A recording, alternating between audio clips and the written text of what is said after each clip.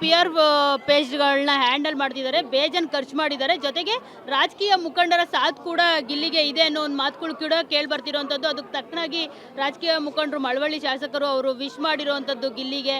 So ಅವರೇ fund ಹಾಕಿದ್ದಾರೆ, ಅದು ಇದು ಅಂತ ಮಾತುಗಳು ಕೇಳಿ ಬರ್ತಿದೆ. 7,000 ಹೇಳ್ತಾರೆ ಮೇಡಮ್. ಏನು ಗೊತ್ತೇ, ಇವಾಗ ನಮ್ಮ ಜಿಲ್ಲೆಯಲ್ಲಿ ಒಬ್ಬ ಪ್ರತಿಭಾವಂತ ಇದ್ದಾನೆ, ಒಬ್ಬ ಕಲೆ ಇದ್ದಾನೆ ಅಂದಾಗ ಆ ಜಿಲ್ಲೆಯಲ್ಲಿ ಅವರು ಓಟ್ ಹಾಕ್ಸ್ಕೊಂಡು ಬಂದಿರೋಂಥ ವ್ಯಕ್ತಿ ಇಡೀ ಕರ್ನಾಟಕ ಜನನೇ ಅವ್ನು ಹೊಗಳ್ಬೇಕಾದ್ರೆ ಅವರು ಒಂದು ಸ್ಟೇಟ್ಮೆಂಟ್ ಕೊಡೋದು ತಪ್ಪಿಲ್ಲ. ಗೆದ್ದು ಬರಲಿ, ನಮ್ಮ ಜಿಲ್ಲೆ ಹುಡುಗ ಗೆದ್ದು ಬರಲಿ ಅಂತ ಹೇಳಿದ್ರಲ್ಲಿ ತಪ್ಪಿಲ್ಲ.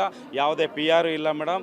ಏನಾದ್ರೂ ಅವರ ಬ್ರದರು ಇವತ್ತಿಗೂ ಏನಾದ್ರೂ ಆಯಿತು ಅಂದರೆ ನಮ್ಮಂಥ ಸಣ್ಣ ಪುಟ್ಟ ಹುಡುಗರಿಗೆ ಕಾಂಟ್ಯಾಕ್ಟ್ ಮಾಡಿ ಏನಾದರೂ ಕಷ್ಟ ಸುಖ ಹೇಳ್ಕೊತಾರೆ ಬಿಟ್ಟರೆ ಇದುವರೆಗೂ ಯಾವುದೇ PR ಇಲ್ಲ, ಯಾರೂ ಇಲ್ಲ. ಅವರು ಯಾರಾದರೂ PR ಇದ್ದಾರೆ ಏನಾದ್ರು ಪ್ರೂವ್ ಮಾಡಿ ತೋರಿಸ್ಲಿ, ಯಾರಾದರೂ ಪ್ರೂವ್ ಮಾಡಿ ತೋರಿಸ್ಲಿ. ಯಾವುದೇ PR ಇಲ್ಲ. ಆಮೇಲೆ ಯಾವುದೇ ಗಿಲ್ಲಿ ಅಭಿಮಾನಿಗಳು ಸುದೀಪ್ ಸರ್ಗೆ ಯಾರೂ ನೆಗೆಟಿವ್ ಕಮೆಂಟ್ ಆಗ್ತಾಯಿಲ್ಲ, ಯಾರೂ ಮಾಡ್ತಾಯಿಲ್ಲ. ಯಾರೋ ಇದರಲ್ಲಿ ಬಂದು ಬೇಳೆ ಬೇಯಿಸ್ಕೊತಾ ಇದ್ದಾರೆ. ನಾವು ದರ್ಶನ್ ಸರ್ನೇ ಆಗಲಿ, ಪುನೀತ್ ಸರ್ನೇ ಆಗಲಿ, ಸುದೀಪ್ ಸರ್ನೇ ಆಗಲಿ ಅದೇ ಗೌರವಿಸ್ತೀವಿ, ಅದೇ ಪ್ರೀತಿಸ್ತೀವಿ. ನಾವು ಇವತ್ತಿಗೂ ಅದೇ ಗೌರವ ಇಟ್ಟಿದ್ದೀವಿ. ನಮ್ಮ ಅಭಿಮಾನಿಗಳು, ಗಿಲ್ಲಿ ಅಭಿಮಾನಿಗಳು ಯಾರೂ ಸುದೀಪ್ ಸರ್ಗೆ ಅವಹೇಳನಕಾರಿ ಪೋಸ್ಟು ಹಾಕಿಲ್ಲ, ಆ ಥರ ಅವ್ರನ್ನ ನೋಡೋದು ಇಲ್ಲ. ಅಂದರೆ ನೋಡಿ, ಇದು ಪ್ಲ್ಯಾನೇ ಅಲ್ಲ ಮೇಡಮ್ನವ್ರೆ. ನಿನ್ನೆ ಒಂದು 11 ಗಂಟೆಗೆ ಚಂಪಕ ಅನ್ನೋರೊಬ್ರು ಇದ್ದಾರೆ, ಅವರು ಫೋನ್ ಮಾಡ್ತಾರೆ ನನಗೆ. ಅಂದರೆ ನನ್ನ ನಂಬರ್ನ ಸೋಷಿಯಲ್ ಮೀಡಿಯಾದಲ್ಲಿ ತೊಗೊಂಡ್ಬಿಟ್ಟು ಮುರಳಿ ಸರ ಮಾತಾಡ್ತಾರೆ. ಹೌದು ಸರ್, ಏನಿಲ್ಲ, ಹಿಂಗೆ ನಾವು ಸೇರ್ಕೊಂಡಿದ್ವಿ, ನಿಮ್ಮ ಜೊತೆಗೆ ನಾವು ಕೈ ಜೋಡಿಸ್ತೀವಿ, ಓಕೆನಾ, ಹಿಂಗೇನೋ ಒಂದು ಮಾಡೋಣ ಸರ್ ಅಂತ. ನೆನ್ನೆ ಒಂದು ದಿನ, ಅದು ಮಧ್ಯಾಹ್ನದಿಂದ ಮೇಡಮ್ನವ್ರು ಹೇಳಿರೋದು, ಬನ್ನಿ ಚಂಪಕ ಮೇಡಮ್ನವ್ರೆ, ಓಕೆನಾ. ಸೊ ಮಧ್ಯಾಹ್ನದಿಂದ ಹೇಳಿದ್ದು ಯಾರು ಚಂಪಕ ಅನ್ನೋರು, ಮತ್ತು ಇನ್ನೊಬ್ರು ಯಾರೋ ಡಾಕ್ಟರ್ ವಿಜಯಲಕ್ಷ್ಮಿ ಅನ್ನೋರು, ಇವ್ರು ರಮೇಶ್ ಅವರು, ಇವರೆಲ್ಲನ ಸೇರ್ಕೊಂಡು ಹಂಗೆ ಟಕ ಫೋನ್ ಬಂದಿದ್ದು ಎಲ್ರಿಗೂ ಒಂದೇ ದಿನದಲ್ಲಿ. ಯಾವ ವಿತೌಟ್ ಪ್ಲ್ಯಾನು ನೋಡಿ ಇವತ್ತು ಎಷ್ಟು ಜನ ನೋಡ್ತಾ ಇದ್ದೀರಿ.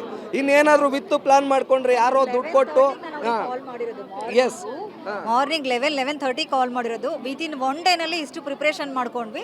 ಬಟ್ ನಮಗೆ ಬಿಫೋರು ಇತ್ತು ಕೂಡ, ಅದನ್ನ ಮಾಡ್ಬೇಕನ್ನೋದು, ರ್ಯಾಲಿ ಮಾಡ್ಬೇಕನ್ನೋದು ಕೂಡ ಇತ್ತು ಮುಂಚೆ. ನಮ್ಗೆ ಯಾರು ಅಂದರೆ ಮೀನ್ಸು ಯಾರಾದರೂ ಆರ್ಗನೈಸರ್ಸ್ ಬೇಕಾಗಿದ್ರು. ಆ ಟೈಮಲ್ಲಿ ಇವ್ರು ಸಿಕ್ಕಿದ್ರು, ಎಲ್ರಿಗೂ ಒಂದು ಕೋರ್ಡಿನೇಷನ್ ಮಾಡ್ಕೊಂಡ್ವಿ. ವಿತಿನ್ 1 ಡೇನಲ್ಲಿ ಇದು ಪ್ಲಾನ್ ಆಗಿದ್ದು. ಬಟ್ ಎಲ್ಲ ತುಂಬ ಚೆನ್ನಾಗಿ ಆಗ್ತಾ ಇದೆ.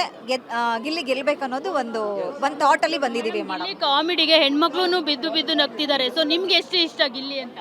ಗಿಲ್ಲಿ ಕಾಮಿಡಿ ಅನ್ನೋದಕ್ಕಿಂತನೂ ಸಕಲ ಕಲಾ ವಲ್ಲಭ, ಎಲ್ಲ ಥರದ್ರಲ್ಲೂ ಇದ್ದಾರೆ.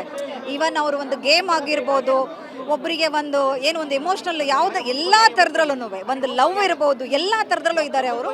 ಓನ್ಲಿ ಒನ್ ಕಾಮಿಡಿಯನ್ ಅಲ್ಲ ನನ್ನ ಪ್ರಕಾರ. ಕಾಮಿಡಿಯನ್ ಅಂತ ಅದೊಂದಕ್ಕೆ ಮಾತ್ರ ಸೀಮಿತ ಅಂತ ನಾನು ಹೇಳಲ್ಲ.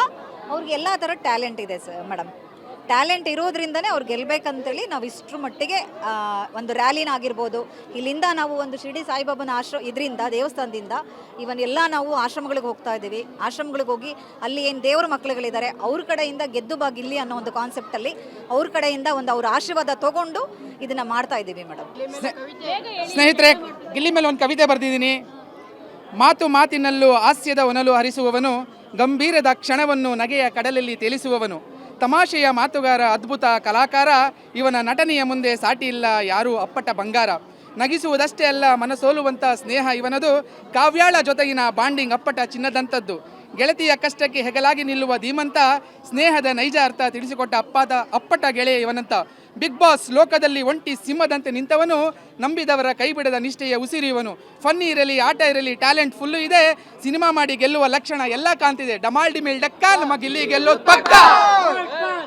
ನೋಡಿದ್ರಲ್ಲ, ಸಕಲ ಕಲಾ ವಲ್ಲಭ, ಎಲ್ಲ ಆಟ ಬಲ್ಲವ ಗಿಲ್ಲಿನೇ ಗೆಲ್ಲಬೇಕು ಅನ್ನೋ ಒಂದು ಮಾತನ್ನ ಇಲ್ಲಿ ಅವರ ಅಭಿಮಾನಿಗಳು ಜೊತೆಗೆ ಆಪ್ತರು ಹೇಳ್ತಿರುವಂಥದ್ದು. ಸೊ ಗಿಲ್ಲಿನೇ ಗೆಲ್ತಾರ ಅನ್ನೋದಕ್ಕೆ ಕೌಂಟ್ ಡೌನ್ ಸ್ಟಾರ್ಟ್ ಆಗಿದೆ ಬಿಗ್ ಬಾಸ್ ಫಿನಾಲೆಗೆ. ಸೊ ಗಿಲ್ಲಿನೇ ಗೆಲ್ತಾರ ಅನ್ನೋದು, ಗಿಲ್ಲಿಗೆ ಈ ಒಂದು ಬಿಗ್ ಬಾಸ್ ಸೀಸನ್ 12 ಕಪ್ ಮುಡಿಗೇರುತ್ತಾ ಅನ್ನೋದನ್ನ ಕಾದ್ ನೋಡಬೇಕಾಗಿದೆ. ಕ್ಯಾಮ್ರಾ ಪರ್ಸನ್ ಬಾಲಾಜಿ ಜೊತೆ ಮಂಗಳರಾಜ್ ಗೋಪಾಲ್, TV9 ಬೆಂಗಳೂರು.